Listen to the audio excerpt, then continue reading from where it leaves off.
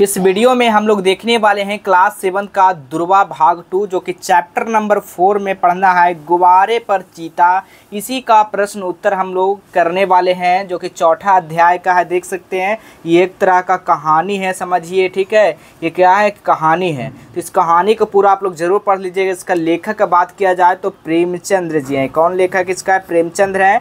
इसी का संपूर्ण क्वेश्चन आंसर हम करवाने वाले हैं, तो आप लोग इस वीडियो को अंत तक जरूर देखेंगे। अभ्यास देखिए, यहाँ से अभ्यास आपको करना है।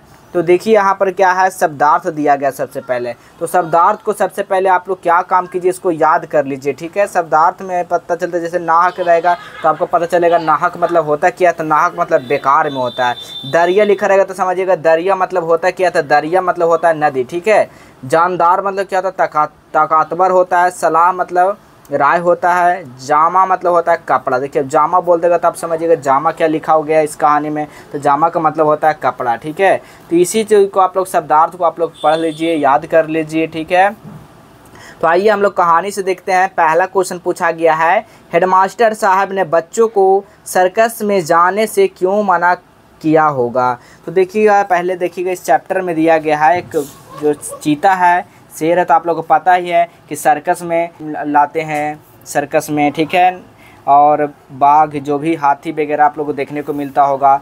तो उसी के बारे में आप पूछा गया कि हेडमास्टर साहब जो है बच्चों को सर्कस जाने से मना क्यों किए, तो आपको इस पर बताना है। तो चलिए लिखिएगा, हेडमास्टर साहब सर्कस में होने वाले खेलों को जानते थे।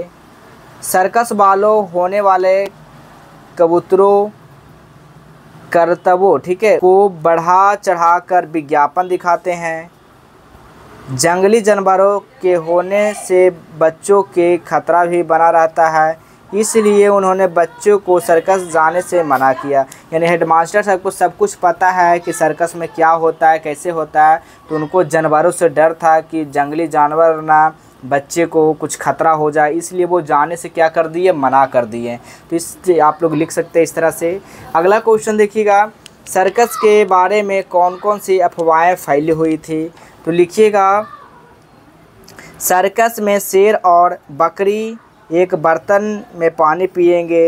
हाथी बैलगाड़ी पर बैठेगा, यानी कि बैलगाड़ी, हाथी जो बैल होगा ना, बैलगाड़ी पर लिख लीजिएगा, बैलगाड़ी पर बैठेगा। तोता बंदूक छोड़ेगा और वन मानुष बाबू बनकर मेज़ पर बैठेगा।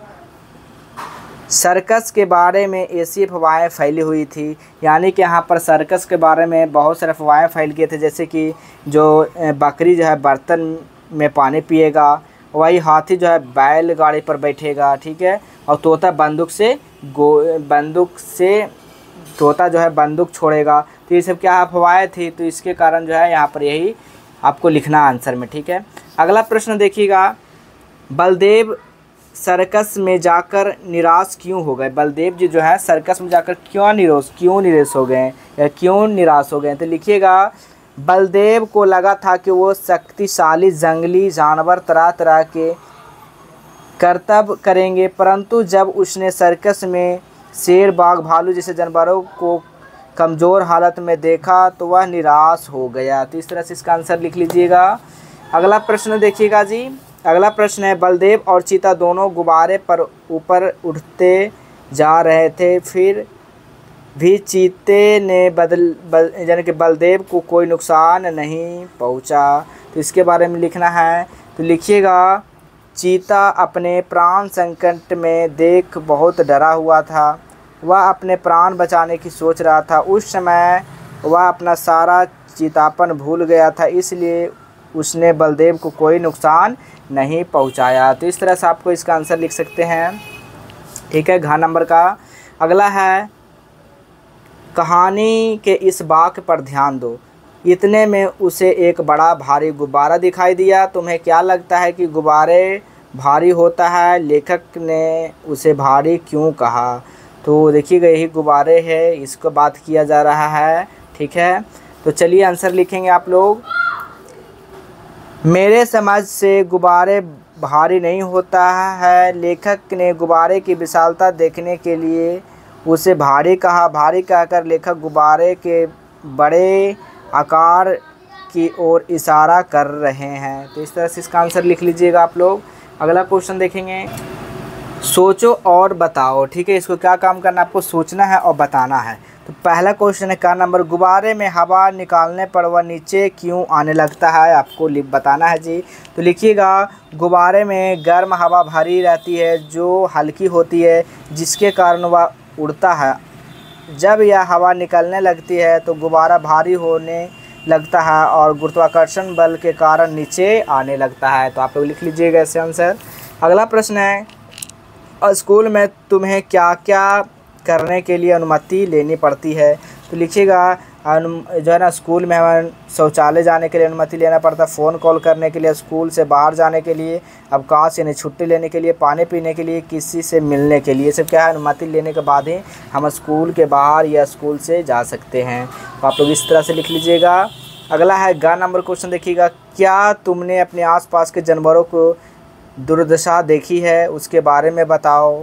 तो लिखिएगा, जिस सर्कस में जानवरों की प्रति क्रूरता बरती जाती है उन्हें मनोरंजन का साधन नहीं माना जा सकता है। सर्कस को स्वास्थ्य मनोरंजन का साधन बनाने के लिए जानवरों को हास्य की चीज़ें करवाया जाना चाहिए, जिससे उन्हें शारीरिक कष्ट ना हो। तो इस तरह से इसका आंसर आप लोग नोट कर लेंगे। ठीक है, ये घ नंबर है, ये घ नंबर का आपका आंसर है। ठीक है, ग नंबर का ये आप लोग खुद से बनाना है।